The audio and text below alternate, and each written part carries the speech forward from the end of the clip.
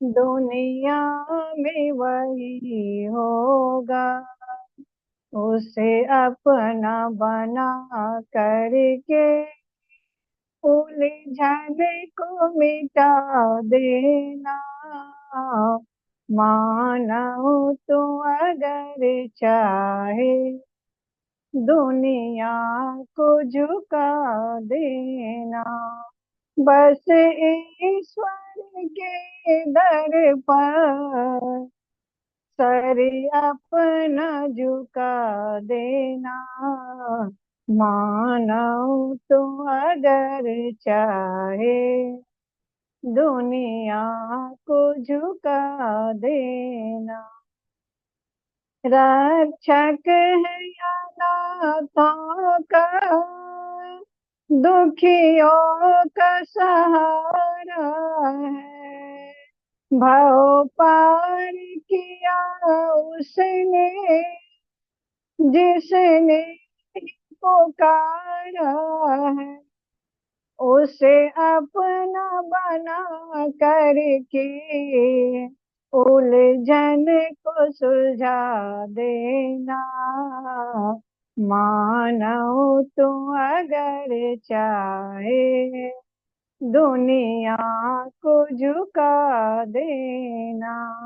बस ईश्वर के दर पर सर अपना झुका देना। मानो तो अगर चाहे दुनिया को झुका देना। धरती और सागर के रत्नों को जो पाना है, आकाश में उड़ना है, पाताल में जाना है। डोरी परमेश्वर की पहले पकड़ा देना। मानो तो अगर चाहे दुनिया को झुका देना। बस ईश्वर के दर पर सर अपना झुका देना। मानो तो अगर चाहे दुनिया को झुका देना। चाहेगी सदा तुझको खुशियाँ आशाएं, चूमेंगे चरण तेरी सब और सफलताएं। जीवन को पथिक उसकी राहों पे लगा देना। मानो तो अगर चाहे दुनिया को झुका देना। बस ईश्वर के दर पर सर अपना झुका देना। मानो तो अगर चाहे दुनिया को झुका देना। सभी को सादर नमस्ते जी। बहुत बहुत धन्यवाद पार्वती जी। आइए डॉक्टर व्यासनंद शास्त्री जी। ओम यतो यतः समीहसे ततो नो अभयं कुरु शन्नः कुरु प्रजाभ्यो अभयं नः पशुभ्यः। ओम सनो बन्धुर्जनिता सौविधाता धामानि वेद भुवनानि विश्वा यत्र देवाः अमृतं मानसानां तृतीये धामन्नध्यैरयन्त। ओम शांति शांति शांति। आर्यों का महाकुंभ में आप सबों का हार्दिक अभिनंदन। और इस कार्यक्रम के सम्मानीय संचालक वर्य मित्रवर पंडित लखनलाल जी आर्य और इसके साथ ही साथ अभी पार्वती आर्या से हम सभी बड़ा सुंदर भजन का श्रवण कर रहे थे। निश्चित रूप से मनुष्य अगर चाहे तो दुनिया को वो हरा सकता है, लेकिन आवश्यकता है कि परमात्मा के दर पर उन्हें झुकना होगा, उसे आस्तिक बनना होगा, उसे परमात्मा की शरण में रहना होगा। ये सारी चर्चाएं अभी आप माननीय पथिक जी, जो उच्च कोटि के आर्य जगत के भजनोपदेशक रहे हैं और भजन रचनाकार रहे हैं, उनका भजन अभी हम लोग श्रवण कर रहे थे। उसके पूर्व भी कई माता बहनों ने अपने भजन प्रस्तुत किए और इस कार्यक्रम से जुड़े हुए सभी सम्मानित विद्वत मंडल, मातृशक्ति एवं देवियों, सज्जनों, मानव का जीवन इतना अनमोल है कि व्यक्ति यदि चाहे तो अपने आप को इस रूप में बदल सकता है जिस संसार को अपनी ओर तो आकृष्ट करेगा ही, और भविष्य भी। इस बात को तभी संभव कर सकते हैं जब व्यक्ति अपने जीवन को करे। वैदिक संदेश का सबसे पहला आधार है कि सारे संसार के कण-कण में प्रभु वास कर रहा है, और इस प्रभु वास की स्थिति को हम समझें। ईशावास्यमिदं सर्वं यत्किंच जगत्याम जगत तेन त्यक्तेन भुंजिता मागृधः कस्यचित् धनम। इस सत्य को व्यक्ति स्वीकार करे। दुर्भाग्य है कि आर्यजन, जो हमारी मान्यताएं हैं, सनातन मान्यताएं हैं, हम परमात्मा को कण कण में मानते हैं, लेकिन ऐसे बहुत से मत और संप्रदाय आज विश्व के अंदर हैं जो परमात्मा को कण कण में नहीं मानते। किसी का जो खुदा है वो 7वें आसमान में है, तो किसी का 4थे आसमान में है। ईसाइयों का है परमात्मा कण कण में विद्यमान है। आज जो पौराणिक सनातनी हैं उसके विद्वान कहीं उसके जो भगवान हैं कहीं क्षीर सागर में लेते हैं, तो कहीं कैलाश पर्वत पर रहते हैं। अनेक मान्यता, कोई वैकुंठ में रह रहे हैं, विष्णु जी को वैकुंठ में मान रहे हैं। ये भी, यहाँ भी बहुत सारी विडंबनाएं हैं। लेकिन सनातन का जो मूल आधार ग्रंथ वेद और सत्य सनातन वैदिक धर्म का मूल ग्रंथ वेद ही है।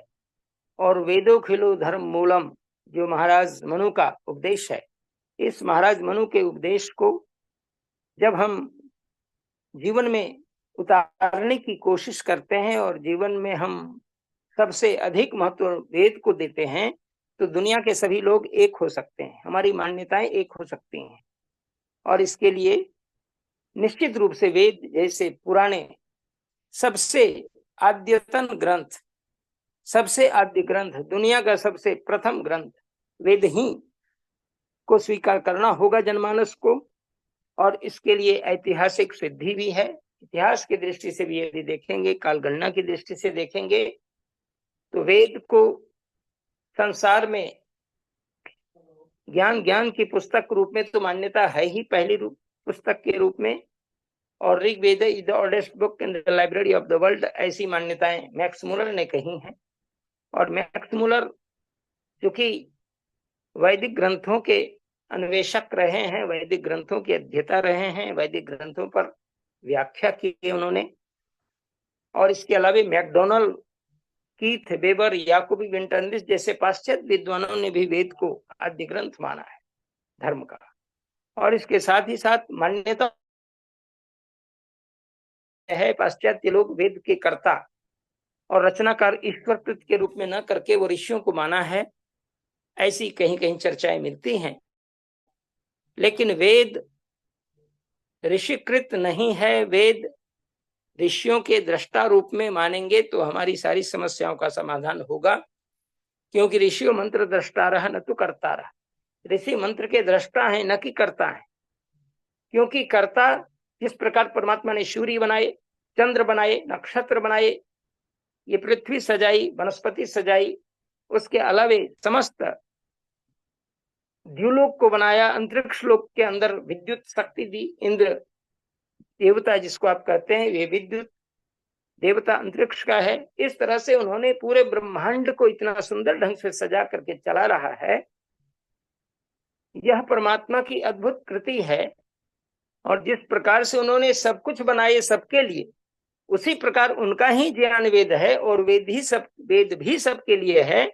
वेद के अंदर कहीं भी यह नहीं लिखा कि हम केवल इनके लिए हैं, किसी एक खास व्यक्ति के लिए हैं, किसी एक खास वर्ग के लिए हैं, ऐसा कुछ भी नहीं है। वेद तो संपूर्ण मानव मात्र की संपत्ति है और परमपिता परमेश्वर की कल्याणी वाणी है। ओम स्तुता मया वरदा वेद माता, ये वर देने वाली माता और कोई नहीं, वेद माता ही है। और वेद माता जो कल्याणी वाणी परमात्मा की है, उसको हमें समझने की आवश्यकता है। और ये मंच आपको बारंबार इस बात का गवाह कर रहा है, इस बात को आगाह कर रहा है कि जो भी इस आर्यों के महाकुंभ से जुड़े हैं, वो निश्चित रूप से यह जान चुके हैं कि वेद जो आद्य ग्रंथ विश्व का है और सृष्टि के आदिकाल का ग्रंथ है, यह सनातन ग्रंथ है। इस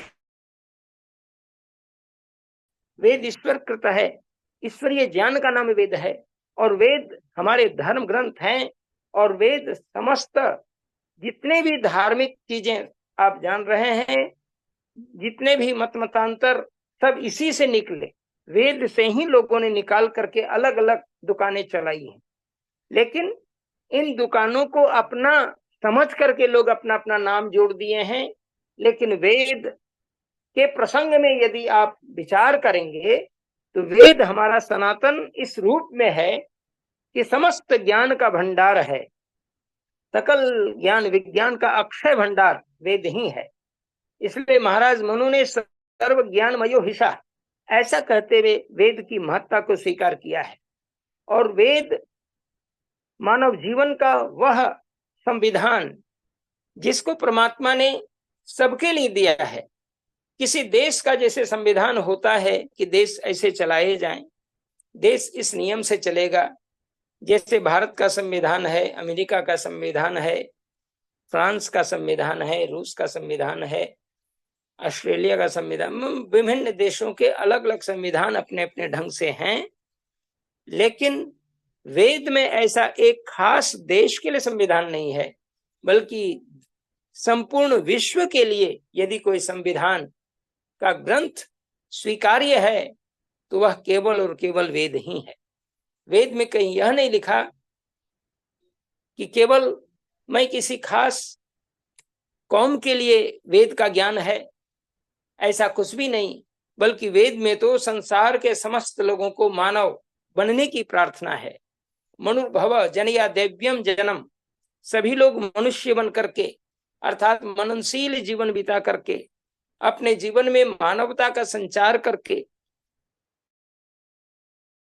वसुधा को हम कुटुंब मान करके वसुधैव कुटुंबकम की भावना के साथ अयं निजः परोवेति गणना लघुचेतसाम उदार चरिता नान्तु वसुधैव कुटुंबकम, इस भावना से हम जुड़े, क्योंकि यह अपना है, यह पराया है, यह तो निम्न बुद्धि वाले ऐसी गणना करते हैं।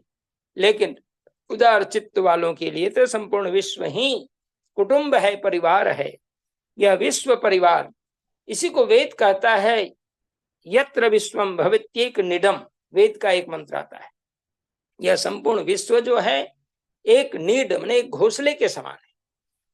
संपूर्ण विश्व को आज हम स्वीकार करते हैं अपना कुटुंब, तो केवल और केवल वेद ही इसकी गवाह देने की बात करता है। और वेद के बाद अन्य लोगों ने भी, अन्य ग्रंथों ने भी इस बात को अच्छी प्रकार समझ करके, वेद की गहराई में डूब करके, वेद की महत्ता को स्वीकार करने के बाद ही ऐसी बात कोई कोई कहे हैं। और हमारे धर्मशास्त्र, वैदिक धर्मशास्त्र जितने भी हैं, वो सब इसी बात की गवाही देते हैं। इसलिए आज मनुष्यों का यह धर्म है कि वह परमात्मा का भक्त बने। परमात्मा का भक्त बनने का मतलब परमात्मा की आज्ञा का पालन, भक्ति का मतलब होता है ईश्वर भक्ति, अर्थात ईश्वर की आज्ञा का पालन। ये महर्षि दयानंद के शब्द हैं। अर्थात ईश्वर ने जो विधान वेदों के अंदर दिया है, हम परिवार के साथ कैसे चलें, हम समाज के साथ कैसे चलें, राष्ट्र के प्रति हमारा क्या उद्देश्य होना चाहिए, परस्पर हमारा क्या व्यवहार होना चाहिए, संपूर्ण प्राणी मात्र को हम किस दृष्टि से देखें, ये अगर वचन देखना हो तो वेद में ही आप मिल सकता है, वेद में ही देख सकते हैं। और वेद में एक मंत्र भी आता है यजुर्वेद के अंदर, ओम धृते दृग्वंग हमा मित्रस्य मा चक्षुषानि समीक्षन्ताम मित्रस्य चक्षुषा समीक्षामहे मित्रस्य चक्षुषा समीक्षामहे। ये मंत्र स्पष्ट करता है कि संपूर्ण विश्व को मित्र की दृष्टि से देखो। और अथर्ववेद का मंत्र जिसको सभी लोग शांतिकरण में पढ़ते हैं, अंतिम मंत्र, ओम अभयं मित्राद अभयं अमित्राद अभयं ज्ञाताद अभयं परोक्षात् अभयं नक्तम अभयं दीवाना सर्वा आशा मम मित्रं भवन्तु। सभी दिशाएं मेरे मित्र हो जाएं, और जब सभी दिशाएं मेरी मित्र होंगी और मित्र मान करके हम दिशाओं को चलेंगे तो किसी से किसी को वैर नहीं होगा। ये उदात्त विचार वेद का है। लेकिन लोग वेद से अलग हटकर आपस के वैमनस्य पाल रहे हैं, एक दूसरे को मारकाट कर रहे हैं, और साथ ही साथ लोग खून के प्यासे बनते हैं, उनका खान पान गिर जाता है, रहन सहन गिर जाता है, विचार गिर जाता है, इसलिए कि वो वेद से अलग होकर के बात करते हैं। वेद के शरण में आने वाला व्यक्ति कभी किसी से घृणा कर ही नहीं सकता। इसलिए आवश्यकता है कि हम दुनिया को वेद के मार्ग पर चलने का आह्वान करें। महर्षि देवदयानंद ने जो अपने सिद्धांत निर्मित किए हैं वेदों के आधार पर, उनका अलग कोई मत या कोई ऐसा समझिए पंथ चलाने की लेश मात्र भी इच्छा नहीं थी, बल्कि उनका उद्देश्य था सत्य को मानना और मनवाना और असत्य को छोड़ना और छुड़वाना। ये उन्होंने सत्याप्रकाश की अनुभूमिका में बात स्पष्ट कर दी है कि मेरा यही उद्देश्य है, और इस उद्देश्य के लिए वो जीवन भर प्रयास किए। इसलिए आर्यों को स्पष्ट चाहिए कि हम अपने अंदर के जो असत्य भाव हैं या मिथ्या विचार हैं, व्यवहार है, उनको हम तिलांजलि दें, उनको हम छोड़ें। इसके लिए लेश मात्र भी हमें मोह करने की आवश्यकता नहीं है। हम सब ईश्वर की संतान हैं, ऐसा विश्वास, ऐसा विचार जनमानस में फैलाने की आवश्यकता है। और ऐसा विचार यदि सकारात्मक विचार करेंगे तो दुनिया के हर लोग आपके अपने हो सकते हैं।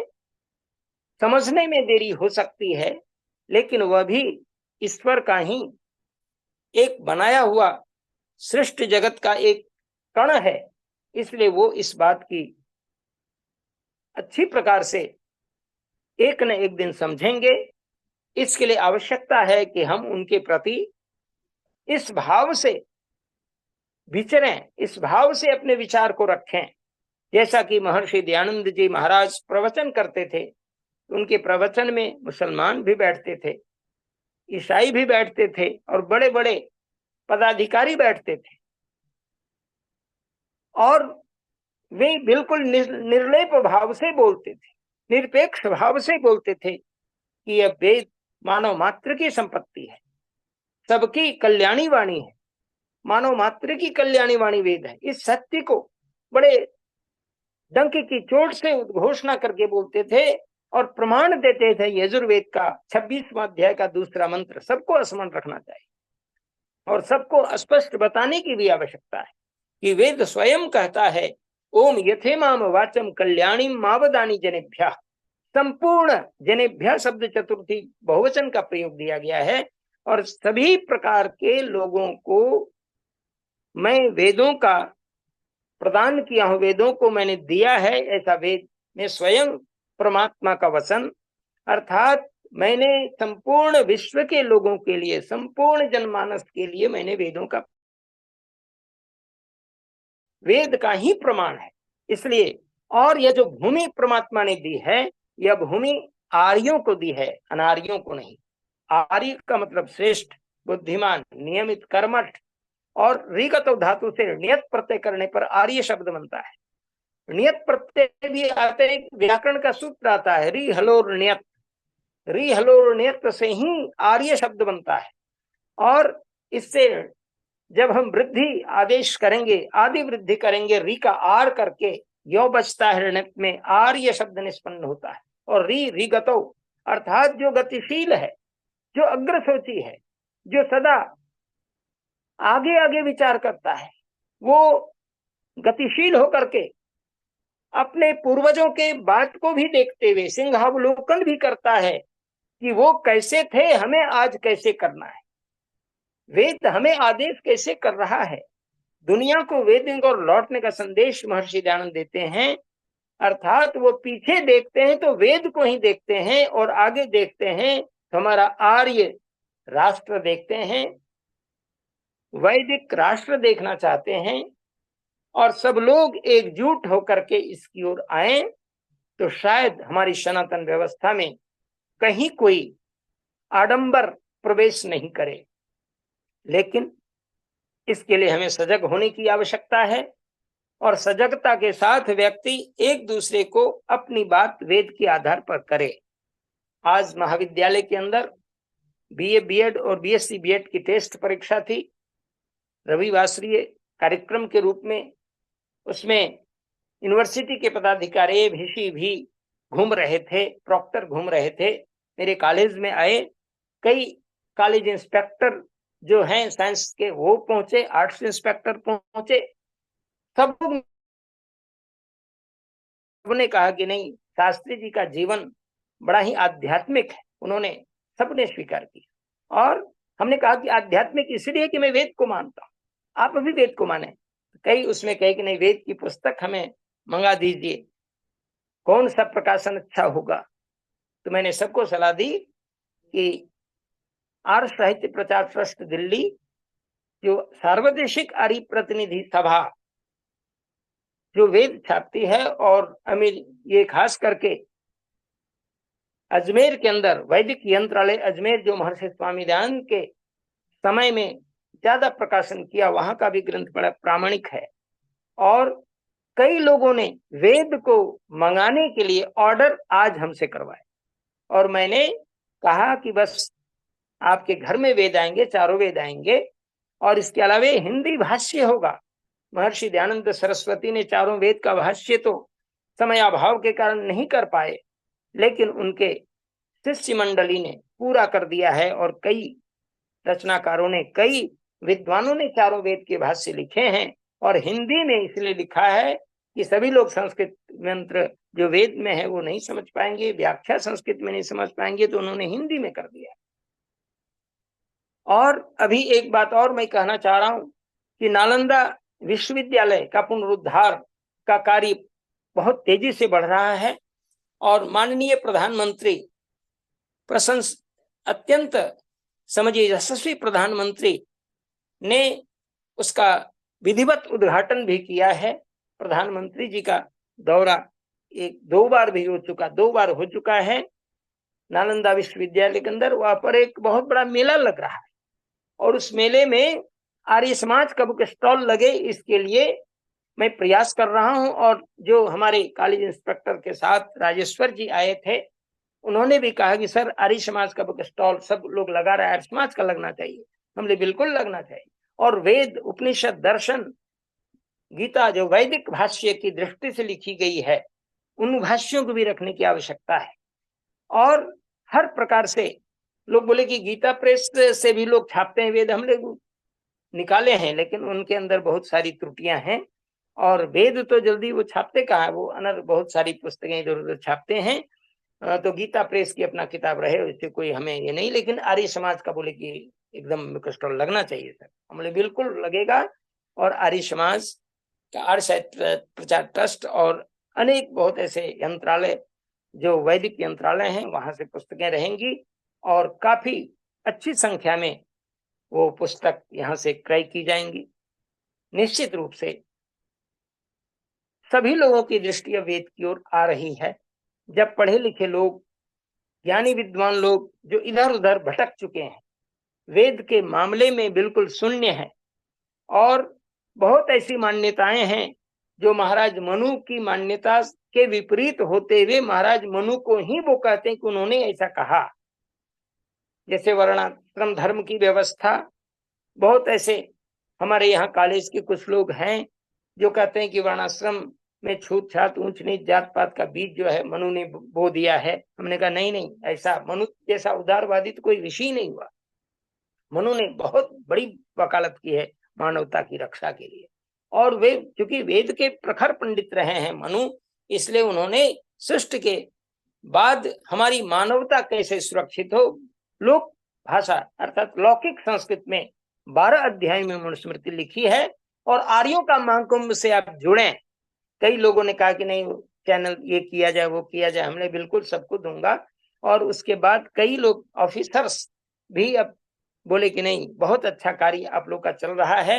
हमने कहा कि आर्यों का महाकुंभ 3 वर्षों से अनवरत संचालित हो रहा है और हमारे माननीय शिक्षक लखनलाल आर्य जो आर्य रत्न है, उन्होंने इस कार्यक्रम को चला रखा है और मैं नित्य जुड़ता हूं, आप लोग भी जुड़े। और अब बड़े बड़े लोग जुड़ने वाले हैं, खास करके जिला पदाधिकारी और इसके अलावे जिला शिक्षा पदाधिकारी, उसके अलावे अन्य बहुत सारे लोगों ने इस चैनल के अंदर जो बातें हो रही हैं, किसी न किसी रूप में उनको यह बात पता चल गया है कि ये आर्यों का महाकुंभ ऐसा कोई है। भारत को समझो अभियान के तहत ये सब काम चल रहे हैं और ये सनातन धर्म की संस्कृति को बचाने का इतना बड़ा कार्य कर रहे हैं। जो कर रहे हैं वो स्तुत्य हैं और आप लोग लग करके इसमें आप समय दे रहे हैं, कर रहे हैं, ये आप लोग महान हैं। तो इस प्रकार की बात को लोग अब गंभीरता से ले रहे हैं और निश्चित रूप से सबसे बड़ा समझिए कि सबसे प्राचीन समय से माने सबसे पुराना समझिए कि इतना लंबा समय तक चलने वाला अगर कोई चैनल होगा तो आर्यों का महाकुंभ होगा। और निश्चित रूप से माननीय लखनलाल आर्य जी सम्मानित होंगे, इसमें कहीं दो मत नहीं है। केवल हम लोगों को साथ देना है और ये राष्ट्रीय स्तर पर सम्मानित होंगे, इतना इनका कार्य चल रहा है। आवश्यकता है कि हम सब चैनल से जुड़े रहें और इस कार्यक्रम को आगे बढ़ाने में तन मन से समर्पित होकर के, धन तो ये कभी मांग ही नहीं रहे, केवल तन और मन से जुड़ जाना है। धन जो भी खर्च हो रहा है कैसे मैनेज कर रहे हैं ये जाने, लेकिन हमको केवल जुड़ना है। और जुड़ने में भी यदि कमी है तो हमारा दुर्भाग्य है, हम अपने दुर्भाग्य के क्षण को न आने दें। मैं आर्यों से आह्वान करता हूं कि आप सभी इस चैनल को पूर्ण रूप से सब्सक्राइब करते रहें, यूट्यूब में जाएं, फेसबुक से जाएं और हर जगह जाकर के इस चैनल को देखें। बार बार बच्चों को दिखाएं, बड़ों को दिखाएं, युवकों को दिखाएं और लखनलाल आर्य बोलें, देखिए एकदम फटाफट आता है और कई तरह के समाचार के साथ उनके बीच में वो भी आ जाते हैं। निश्चित रूप से ये बहुत बड़ा संकल्प लेकर के चल रहे हैं और ये मित्र मेरे इतना बड़ा काम उन्होंने उठाया है और इतने व्यस्त जीवन में उठाया है। कोई व्यक्ति 1 से 2 दिन, 4 दिन, 5 दिन के बाद सोचता है कि बहुत हो गया, लेकिन निरंतर इतने लंबे प्रयास करते हुए निरंतर प्रवहमान गति से चलना, ये परमात्मा की असीम कृपा इन पर है। और हम लोग जो जुड़े हैं यह भी परमात्मा की कृपा ही माने और हम लोगों का स्नेह है। निश्चित रूप से इस कार्यक्रम को एक अद्भुत दृश्य देने की आवश्यकता है और अद्भुत दृश्य हमारे विद्वान वर्ग दे रहे हैं। सभी लोग जो समय समय पर आकर के अपनी बात रखते हैं, यही तो मानवता का प्रचार है और यही वेद कहता है।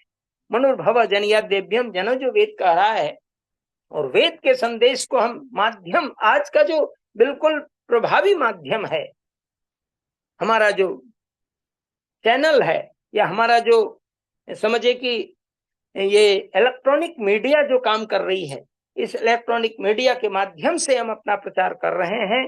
घर बैठे प्रचार कर रहे हैं, घर बैठे विद्वानों को सुन रहे हैं, घर बैठे ऐसे ऐसे विद्वानों को इस मंच पर हमारे माननीय लखनलाल जी लाते हैं जो कि कभी कोई देखे नहीं होंगे। इस प्रकार का अद्भुत श्रम का कार्य यदि कोई कर रहे हैं तो इसके पीछे परमात्मा की बहुत बड़ी कृपा मैं मानता हूं। परमात्मा ही वे करवा रहे हैं, परमात्मा के माध्यम से ये सब कुछ चल रहा है। अजस्त्र शक्ति का स्रोत उनसे प्राप्त हो रहा है और हम लोग भी जुड़े हैं तो उसी असीम की कृपा साथ साथ लगी हुई है और इस प्रकार के कार्य सदा स्तुत्य प्रयास के साथ ही चलता रहता है।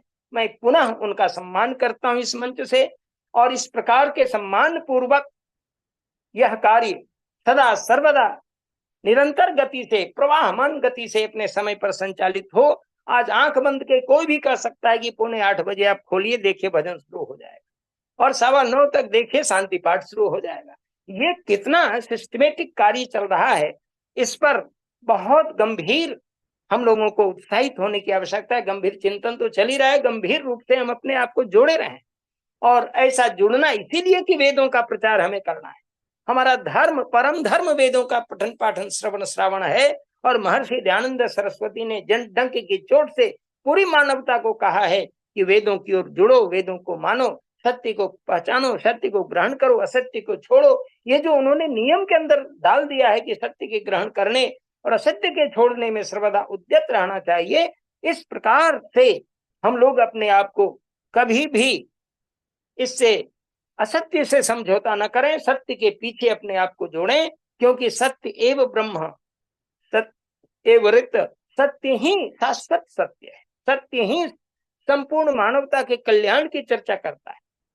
और उपनिषदों में खासकर 11 उपनिषद, और वेद में 4 वेद, 11 उपनिषद हैं, और इसके अलावे 6 शास्त्र, 6 वेदांग, ये जो ग्रंथ हमारे आधारभूत ग्रंथ हैं। वेद के बाद ब्राह्मण ग्रंथ, आरण्य ग्रंथ, उपनिषदें, वेदांग साहित्य, 6 शास्त्र, ये बिल्कुल वेद के ही विचारों को आगे बढ़ाने वाले ग्रंथ हैं।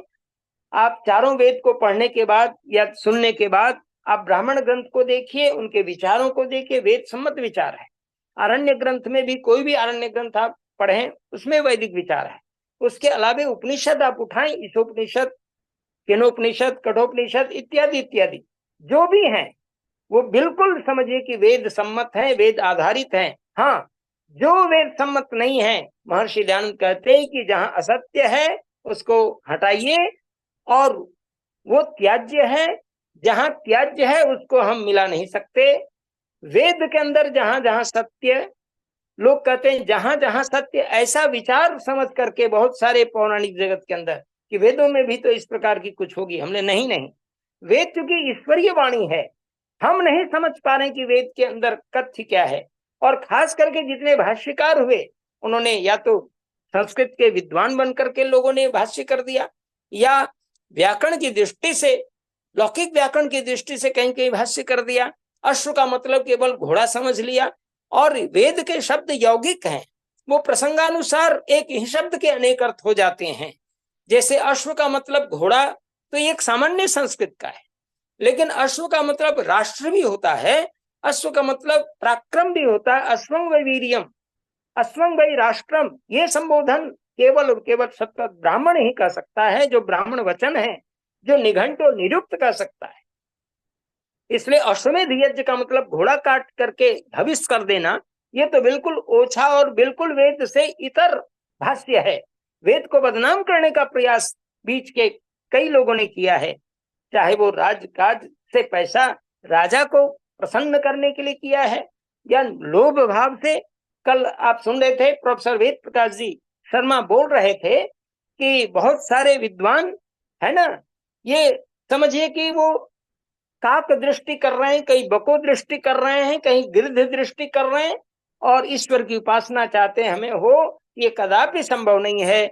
कुछ लोग विद्वान लोभ की दृष्टि से भी गलत भाष्य किए हैं मध्यकाल के विद्वानों में।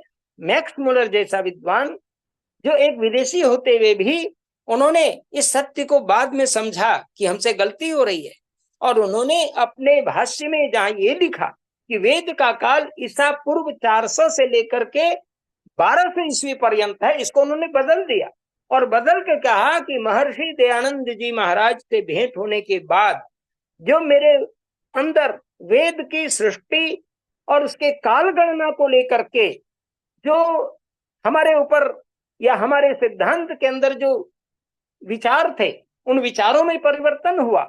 और उन्होंने कहा, यावत अस्तास्यन्त गिरयः सरितस्य महीतले तावत ऋग्वेद महिमा लोकेषु प्रचरिष्यति।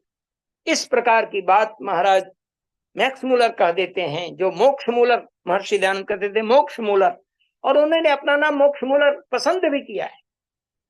मैं जब उनके भाष्य को पढ़ता हूं तो नीचे उन्होंने संस्कृत में लिखा है, ऊपर अंग्रेजी लैटिन में जहां जैसा बुझाया उनको किया, लेकिन नीचे लिखा है श्रीमता मोक्ष मूलर शर्मणा ऋग्वेद भाष्यम पूर्णम कृतम, यजुर्वेद भाष्यम पूर्णम कृतम।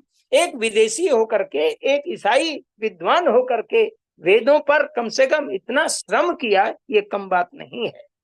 और सायण हो, मैदर खास करके ऐसे कुत्सित भाष्यकारों में उनकी गणना होती है, जिसको महर्षि दयानंद जी महाराज ने ऋग्वेदादि भाष्य भूमिका में डंके की चोट से उनको इनकार करते हुए कहा है कि ये वेद के भ्रष्ट भाष्यकार हैं।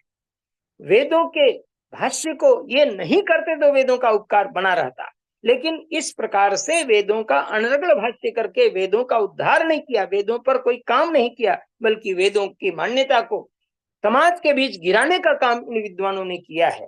और ये विद्वान लोभी प्रकृति के रहे हैं, जो अपनी धन लोलुपता के कारण और राजा को प्रसन्न करने के कारण उन्होंने राजा जिस मान्यता के रहे उस मान्यता को उन्होंने वेदों से घटाने का काम किया है। ऐसा अश्लील भाष्यकार के रूप में हम मैक्स मुलर को जानते हैं। आप पढ़िए गणानाम तो गणपति भाष्य ऋग्वेद का पढ़िए, आप इस मंच से नहीं कर पाएंगे। इतना कुत्सित और गलत भाष्य किया है, इतना अश्लील भाष्य किया है, इसको आप पढ़ के देखिए। महर्षि दयानंद ने खुल करके लिखा है।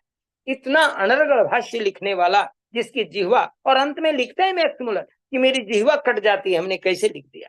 इसकी अनुभूति उनको हुई है बाद में, लेकिन वो तो लिख गए और चले गए। उनका भाष्य भी छप रहा है। अभी मैं एक दो कार्यक्रम में ऑल इंडिया ओरिएंटल कॉन्फ्रेंस के अंदर झारखंड जमशेदपुर में था, वहां भी मैंने जब बुक स्टॉल देखा तो वहां पर देखता हूं कि भाई मैदर का भाष्य, हमने कहा कि मैदर का भाष्य का साक्षात हो जाए जैसा कि महर्षि ने दिया है, क्या है कि नहीं है। कई वर्ष पहले की घटना, करीब 7-8 वर्ष हो गए घटना, तो मैंने खोल करके देखा, मैक्स मुलर ने बिल्कुल यही लिखा है जो ऋग्वेद भाष्य में महर्षि दयानंद ने उसका प्रमाण दिया हुआ है, बिल्कुल। और अंत में लिखते हैं मेरी जीवा कट जाए। भाई सब कुछ कर दिया उल्टा सीधा, जीवा कट जाए? आपकी जीवा तो पहले ही कट जानी चाहिए, लेकिन यदि आपने किया है तो इस पन्ने को बिल्कुल हटा देना चाहिए। लेकिन आज भी लोग मैक्स मुलर का भाष्य को छाप रहे हैं, पौराणिक जगत के लोग, और इस प्रकार से कुत्सित भाष्य छाप करके विदेशियों को, खास करके जो वेदेतर लोग, पाखंडी लोग, और खास करके अन्य मत संप्रदाय के लोग वेद को भी कहते हैं वेद में भी यही सब अनर्गल बातें हैं। सज्जनों, वेद में कदापि कोई अनर्गल बात नहीं है। अरे एक शब्द के अनेक अर्थ होते हैं, उसको समझा नहीं, और एक घोड़े ही अर्थ लगा करके, वेद का मतलब काटना नहीं होता, संरक्षण होता है। वेद का मतलब हिंसा नहीं, केवल गति और पूजन भी अर्थ होता है। लेकिन लोगों ने केवल हिंसा जोड़ करके, उल्टा सीधा अर्थ करके वेद को हिंसात्मक यज्ञ की दृष्टि से वेद वर्णित मान करके लोगों ने वेद को भी उल्टा सीधा काम करने का प्रयास किया हुआ है। इसलिए आवश्यकता है कि महर्षि देव दयानंद यदि ना होते तो शायद वेदों का उद्धार नहीं हो पाता। वेदों, इसलिए वेदोद्धारक ऋषि महर्षि दयानंद माने जाते हैं। उनको समय मिलता था 100 वर्ष वो एक वेद भाष्य में लगाते, लेकिन जब उनको पता चल गया था कि मुझे लोग जीने नहीं देंगे, 100 वर्ष मुझे रहने नहीं देंगे, इसलिए उन्होंने तेजी से भाष्यकरण शुरू कर दिया था। और चारों वेदों की क्या गति होगी, किस ढंग से वो लिखेंगे अपनी ऋग्वेदादि भाष्य भूमिका में, चारों वेदों की भाष्य भूमिका क्या होगी, वो सब लिख करके ये बता रहे हैं कि इस प्रकार की मेरी समझिए कि बहुत बड़ी वेदों के प्रति कार्य होने की स्थिति है।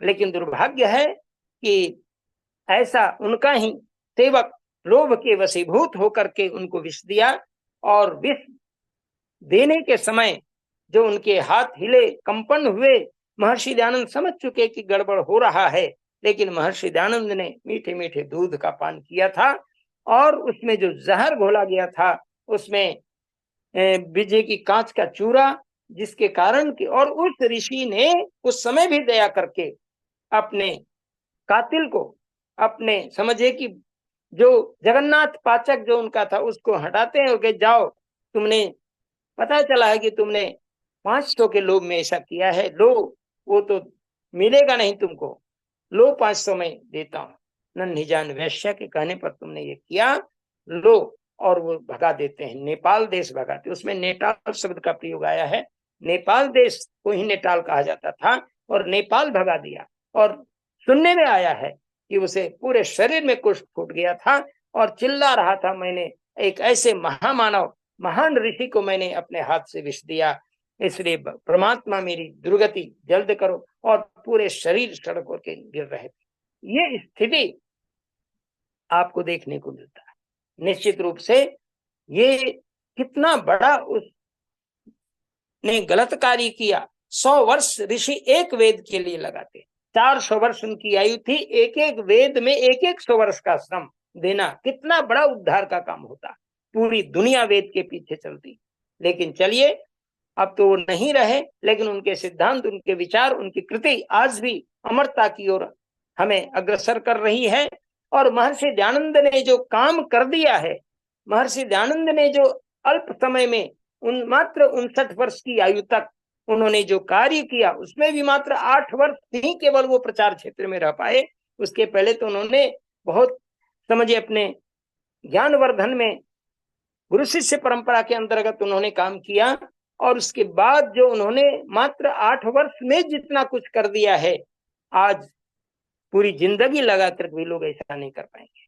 सज्जनों, ये वैदिक जीवन दर्शन को जब आप धारण करेंगे तो अल्प समय में आप बहुत बड़ा काम कर सकते हैं। ये संदेश भी महर्षि दयानंद का है। इन भावनाओं के साथ यदि व्यक्ति अपने आप को बिल्कुल अग्रसरित करे तो निश्चित रूप से हमारा वेदों के प्रति जो सम्मान भाव है वो जगेगा। आज लोग अनेक प्रकार से मूर्ति पूजा आदि कर तो रहे हैं, लेकिन वेद की ओर जाना चाहते हैं। आज भी उनके अंदर है कि वेद है, और वेद के अंदर जो सत्य है, वेद के अंदर जो मूल भाव है, वेद के अंदर जो ज्ञान है, वो अन्यत्र नहीं है। जो वेद में है वो अन्यत्र नहीं है, जो अन्यत्र है वो वेद में से ही लेकर के अन्यत्र गए। ये बात को आज पूरी दुनिया स्वीकार कर रही है। केवल हमें आवश्यकता है कि हम इन विचारों का आदान प्रदान करते रहें, इन विचारों का प्रचार प्रसार करते रहें, और बिल्कुल निसंकोच भाव से करते रहें और निर्लेप भाव से करते रहें। हम इन बातों में सापेक्षता लाएं कि हम वेदों के प्रचारक हैं, हम धर्म के प्रचारक हैं, हम संस्कृति के रक्षक हैं, हम संस्कृति के पोषक हैं, हम संस्कृति के विस्तारक हैं, हम यज्ञ के विस्तारक हैं। उसका निश्चित रूप से प्रचार करें। और अभी भारतीय धरोहर एक पत्रिका दिल्ली से छप चुकी है, उसमें मेरा एक लेख आ गया है। उसमें वहां के एडिटर ने, जो संपादक, उन्होंने कहा कि शास्त्री जी आप कुछ एक लेख भेजें। पता चला कि यूनिवर्सिटी में आप हैं, कॉलेज में हैं। हमने हाँ हैं, तो बोले नहीं आप एक लेख भेजिए। तो ये लेख भारतीय धरोहर में वैदिक यज्ञ और पर्यावरण पर लेख प्रकाशित हुआ है प्राचार्य के रूप में। और निश्चित रूप से वो लेख आज कई लोगों ने देखा। वो अभी ग्रंथ तो आया नहीं मेरे पास, वो पुस्तक अभी डाक से आ ही रही है, लेकिन व्हाट्सएप में उन्होंने ग्रुप बना के भेज दिया है, वैदिक यज्ञ और पर्यावरण। और फिर एक लेख मांगे वर्णाश्रम धर्म पर लिखें। फिर उन्होंने गोत्र पर भी लिखने के लिए कहा है कि गोत्र क्या है, गोत्र का विधान क्या है, विवाह संस्कार में गोत्रोच्चार का क्या है।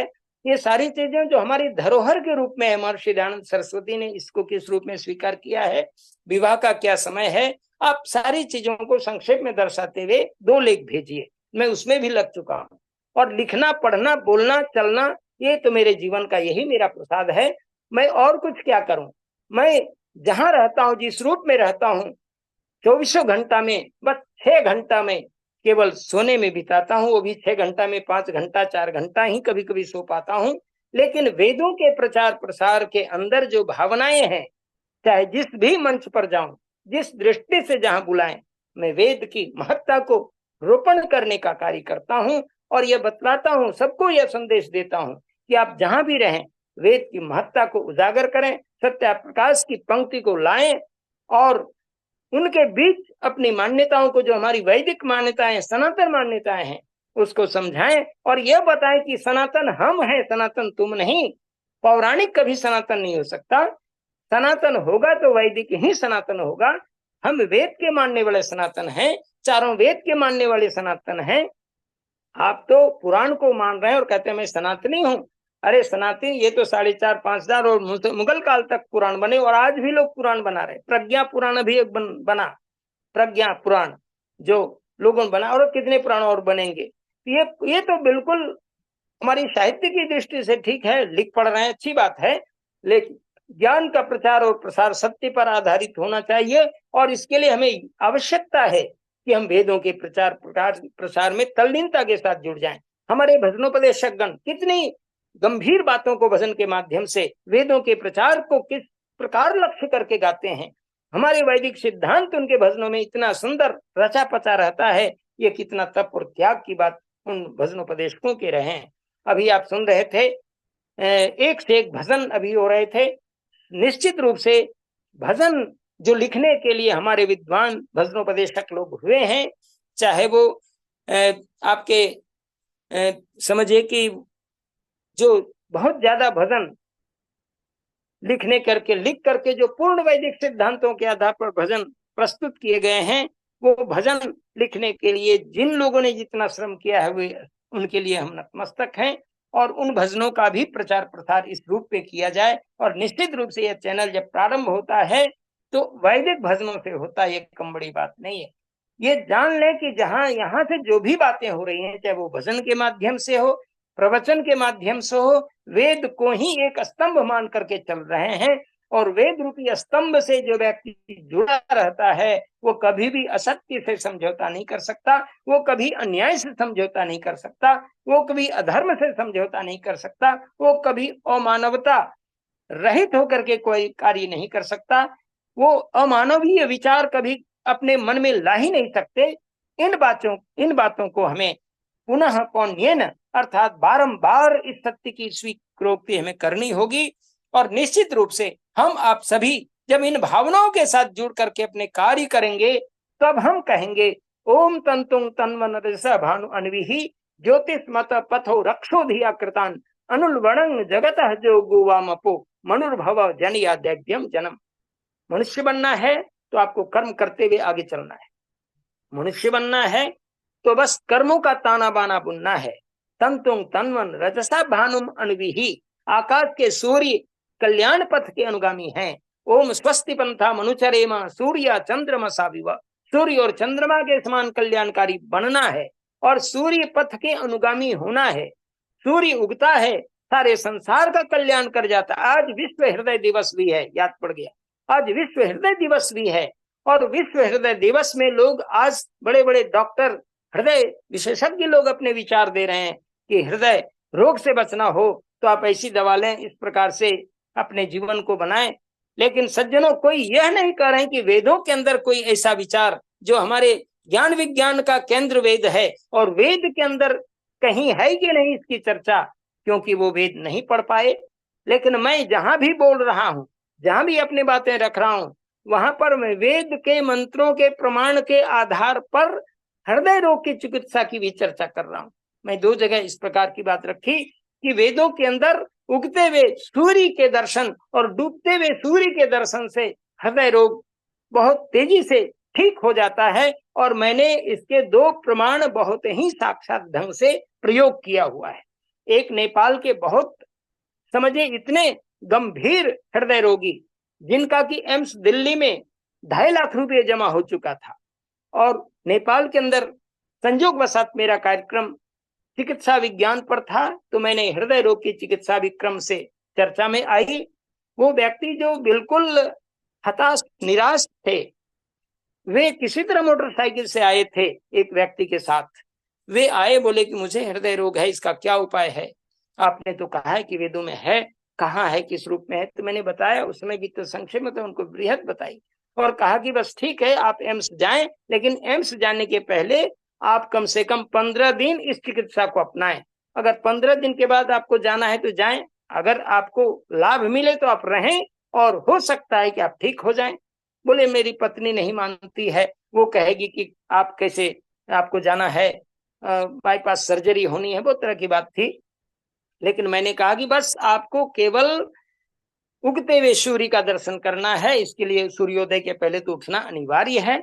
आप छत में चले जाएं या कैसे स्थल पर जहां पर आप आसानी से देख सकें। बोले छत पर हम चले जाएंगे धीरे धीरे, और वहां बैठ करके उगते हुए सूर्य का दर्शन और डूबते हुए सूर्य का दर्शन करें। भोजन बिल्कुल सादा खाएं, लवण कम खाएं और साथ ही साथ तेल बिल्कुल कम खाएं, बिल्कुल सादा भोजन करें। और गायत्री मंत्र ओम का उच्चारण करते हुए आप 10 से 12 मिनट तक आप सूर्य दर्शन, उगते हुए सूर्य का दर्शन करें, जो आपकी आंख लाल लाल सूर्य को देख सके।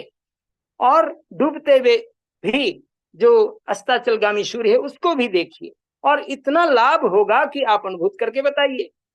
सज्जनों, उनकी पत्नी भी समझ गई कि चलिए इसमें कुछ पैसा थोड़ी लग रहा है, करके देखें। 12वां 15वां दिन वो जाएंगे दिल्ली। अचूक दवा, इसका इतना प्रभाव पड़ा कि वो 8-9 दिन के बाद ही मेरे पास फोन किए।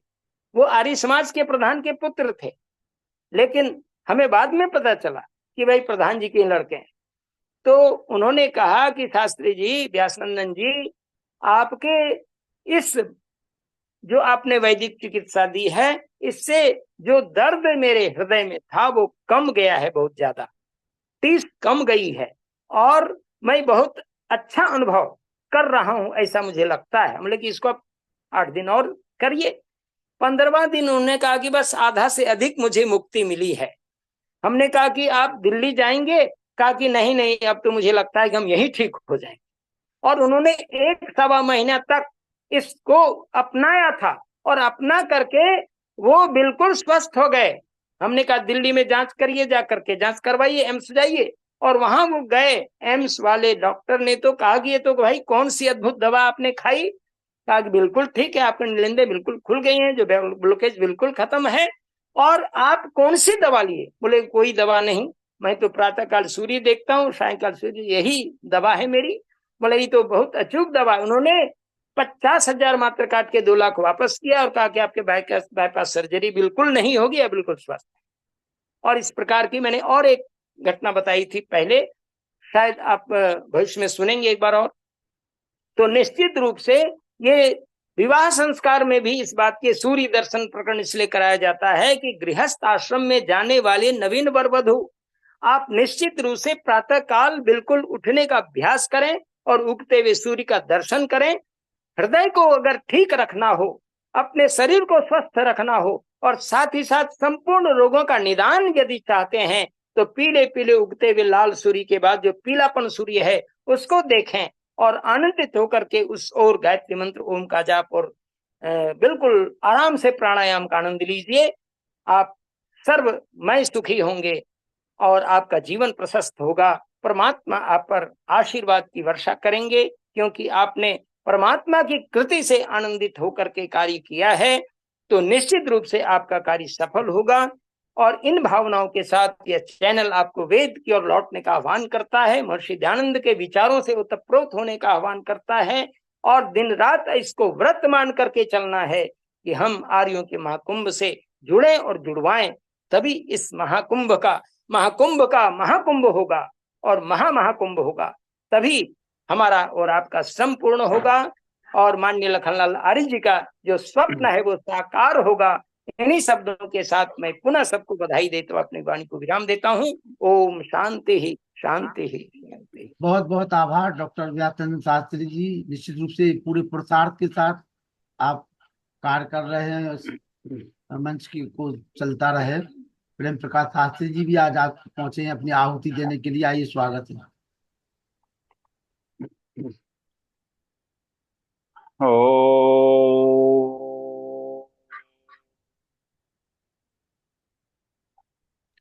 यतो यतः समीहसे ततो नो अभयं कुरु शन्नः कुरु प्रजाभ्यो अभयं नः पशुभ्यः यस्य कारुण्यलेशेन सर्वं सर्वत्र सिद्ध्यति संकल्पितं हृदा दृष्टं तं वन्दे जगदीश्वरम् तं वन्दे जगदीश्वरम्। ओम शांतिः शांतिः शांतिः। भारत को समझो अभियान समिति और आर्यों का महाकुंभ, इसके राष्ट्रीय संयोजक आदर और सम्मान के योग्य भाई लखनलाल जी आर्य, आदर और सम्मान के योग्य श्रद्धेय डॉक्टर व्यासनंद व्यासनंदन शास्त्री जी,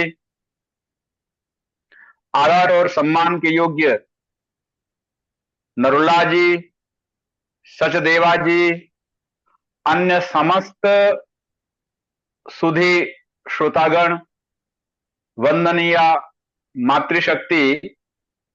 बहुत सुंदर चर्चा चल रही थी। परम सम्माननीय डॉक्टर व्यासनंदन जी शास्त्री जी के द्वारा मैं विगत 23 दिनों से राजस्थान, महाराष्ट्र के अनेक स्थलों की यात्रा पर था और विशेष रूप से महर्षि स्वामी दयानंद जी के चरण जहां जहां पड़े उनका कृतित्व, अद्भुत कृतित्व देखने को, समझने को मिला।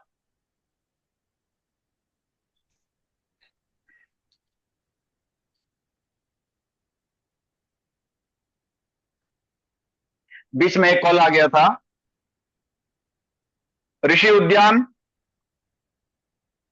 उद्यान को देखने का मुझे यह तीसरी बार सौभाग्य प्राप्त हुआ। परोपकारिणी सभा और ऋषि का जो वैदिक यंत्रणालय है, मुद्रणालय है, जिसकी चर्चा अभी आदरणीय डॉक्टर साहब कर रहे थे, तो उनकी वह पुरानी मशीन और उसके पश्चात अभी एक नई मशीन के द्वारा वहां पर भी परोपकारिणी सभा के द्वारा कार्य हो रहा है। उसके पश्चात जोधपुर, जहां पर 29 सितंबर 1883 को महर्षि स्वामी दयानंद जी को उस लोभी और स्वार्थ के वशीभूत पाचक जगन्नाथ के द्वारा विष पान कराया गया। आज भी वह काष्ठ पटल, वह तख्त उसी रूप में विद्यमान है जहां स्वामी जी वहां पर लेटे थे और अस्वस्थ हुए और अस्वस्थ होने के पश्चात पुनः स्वामी जी अजमेर की ओर प्रस्थान किए। आज इस माध्यम से विशेष तौर पर आज हमारे मध्य डॉक्टर राकेश कुमार जी आर्य शायद अभी इस लिंक में नहीं जुड़े हुए हैं, फिर भी मैं आदरणीय व्यासनंदन जी शास्त्री, आदरणीय लखनलाल जी, आदरणीय सचदेवा जी और आदरणीय नरुला जी और अन्य समस्त श्रोतागण सभी से मैं करबद्ध प्रार्थना करता हूं कि मैं पुणे नगर में भी गया और वहां पर महर्षि स्वामी दयानंद जी ने जो अपने ऐतिहासिक व्याख्यान प्रदान किए, 15 व्याख्यान, महादेव जस्टिस गोविंद रानाडी जी के विशेष आमंत्रण पर, महात्मा ज्योतिबा फुले जी के आमंत्रण पर, तो वहां पर मैं खोजते हुए गया। जैसा कि डॉक्टर भवानी लाल भारती जी ने ऋषि के बारे में जो व्याख्यान पुनः प्रवचन को लेकर के उन्होंने एक पुस्तिका प्रकाशित की है, संपादित की है, और वो मैं साथ लेकर के गया। तो वहां पर जो है जहां पर महर्षि जी भीड़े के बाड़ी में दीवान खाने में उन्होंने 15 व्याख्यान प्रदान किए और उन 15 व्याख्यानों का उस समय मराठी में अनुवाद हुआ। मराठी में अनुवाद हुआ, जो विद्वान है उनका नाम मैं अभी भूल रहा हूं, और उस पुस्तक को मैं भांडारकर ओरिएंटल रिसर्च इंस्टीट्यूट, वहां पर मैंने जो है उस मराठी अनुवाद, मराठी में जो अनुवाद हुआ है 15 व्याख्यानों का, उसको मैंने देखा और उसके पश्चात मैंने उनसे निवेदन किया कि क्या इसका जो है हिंदी वर्जन, हिंदी अनुवाद मिल सकता है। तब उन्होंने कहा कि यह वर्तमान में आउट ऑफ प्रिंट है। तो मैं विशेष रूप से जो मंच के माध्यम से निवेदन करना चाह रहा हूं, भीड़े के बारे में जो महर्षि स्वामी दयानंद जी ने व्याख्यान दिए, वह इस समय पूरी तरह से बिल्कुल आमूलचूल परिवर्तन हो गया है। वहां केवल मात्र खंडहर है। तो क्यों ना हम सब मिल करके वहां आर्य प्रतिनिधि सभा, महाराष्ट्र सार्वदेशिक सभा को हम सब लोग जो है पत्र लिखें और पत्र लिख करके जो है कम से कम महाराष्ट्र जो सरकार है वह महर्षि स्वामी दयानंद जी के नाम से कोई स्मारक वहां पर कम से कम बनाए, या जो उन्होंने व्याख्यान दिया था कोई ऐसा स्मृति स्तंभ वहां पर या स्मृति स्वरूप कुछ भी होना चाहिए, जैसे कि नवलखा महल में है उदयपुर में। तो समय की कुछ अपनी सीमाएं हैं। इसी प्रकार महर्षि स्वामी दयानंद जी ने वहां पर जब आबू पर्वत गए, वहां ब्रह्मा जी का मंदिर है पुष्कर में, तो वहां पर जो है एक छोटी सी कोठरी है।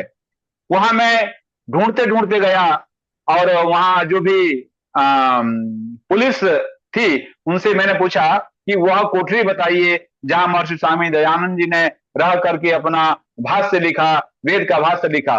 तो बहुत पूछने पर जो है मालूम पड़ा कि एक जगह एकदम, और वहां पर एक गणेश जी का एक गणेश जी की मूर्ति है, और वहीं पर ही जो है महर्षि स्वामी दयानंद जी की वह कोठरी है। ऊपर एक संगमरमर पत्थर पर जो है एक लेख लिखा हुआ है कि महर्षि स्वामी दयानंद जी यहाँ पर रह करके इसी कुटिया में उन्होंने वेद भाष्य किया था।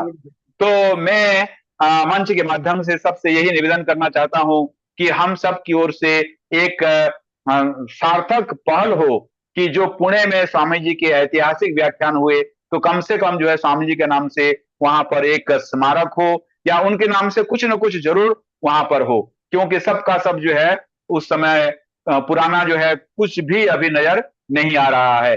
तावंडी योगेश्वरी मंदिर वह जरूर है, और उसी तावंडी योगेश्वरी मंदिर के निकट ही महर्षि स्वामी दयानंद जी ने भिड़े के बारे में दीवान खाने में अपने अद्भुत प्रवचन प्रदान किए थे।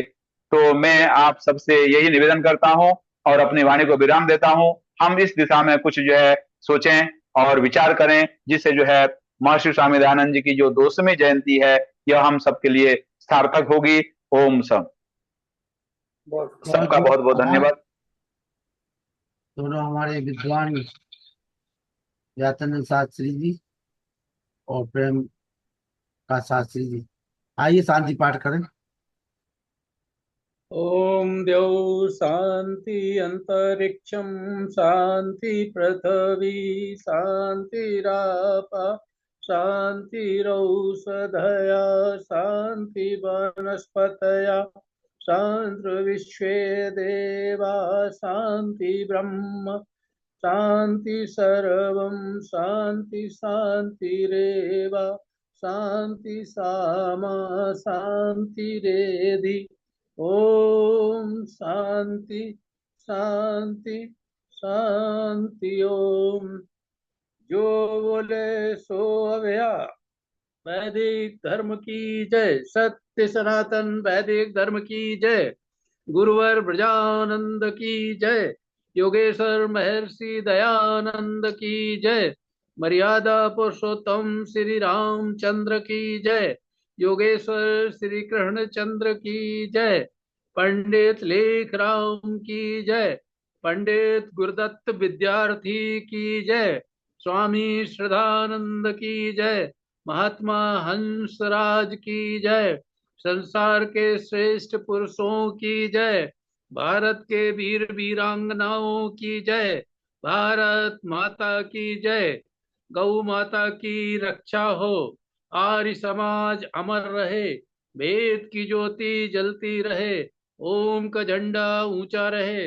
आर्यों के महाकुंभ और भारत को समझो अभियान की जय। कड़वंतो विश्वमार्यम प्रणव ध्वनि। ओम वैदिक अभिवादन। सबको नमस्ते जी। ओम सर्वेभ्यो नमः।